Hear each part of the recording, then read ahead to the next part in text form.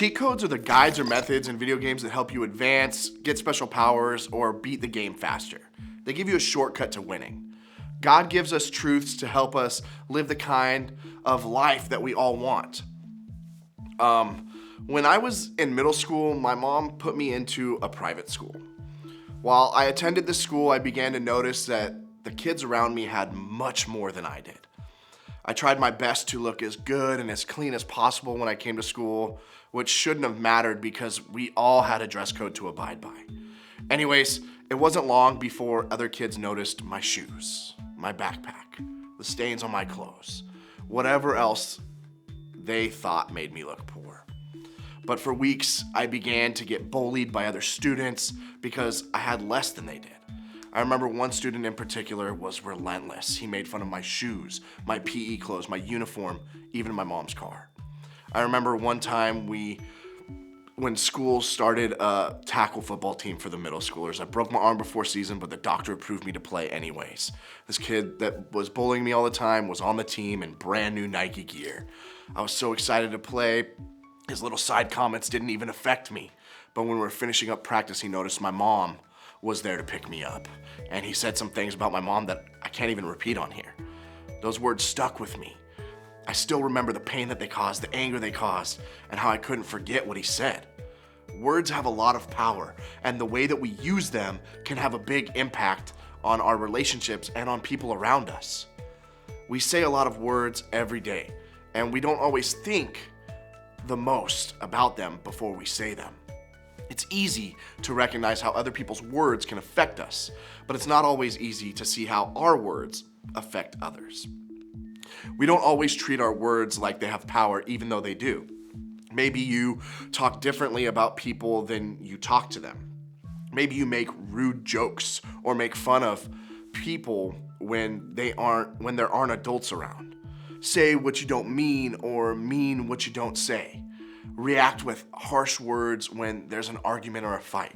We all sometimes use our words in negative, harmful ways and don't consider their impact on others. How can we use wisdom with our words? Wisdom is doing what's best for you and the people around you. Wisdom helps you win at life. It helps us manage our words wisely. Proverbs is a collection of wise sayings from one of the wisest men who ever lived, King Solomon. When sharing wisdom about our words, Solomon said, "A gentle answer turns away wrath, but a harsh word stirs up anger." Words create a reaction. Harsh words don't bring good things to a situation. They just bring more things like anger, frustration, and conflict. But gentle words, they reduce anger, frustration, and conflict and bring a calmer result. I need you to remember that your words matter. Sometimes you want to hurt the person who hurts you because it feels like you gain a power in the moment. But a gentle response changes the situation, giving you the influence. Choosing a gentle response is wise, and wisdom is powerful. If you want the best relationships with others and the kind of life that God wants for you, one of the best things you can do is choose your words wisely.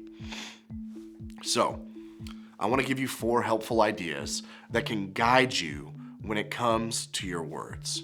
First, hit pause. Sometimes when you're hurt or angry, the best thing you can do is nothing at all. In the moment, try not to do anything. Pause for a few moments or minutes or hours. You might even need to walk away. A pause is a great start to choosing your words wisely. Second, use statements like "I think" and "I feel." These are great phrases to use when talking about your feelings without making the situation worse. Saying, "I think that thing you said was mean," feels better than saying, "You're mean." Responding with, "I feel hurt that you asked him to be your lab partner when you knew I liked him," is more helpful than responding with, "You're a jerk." These are great responses to help you remember to choose gentleness when you express yourself.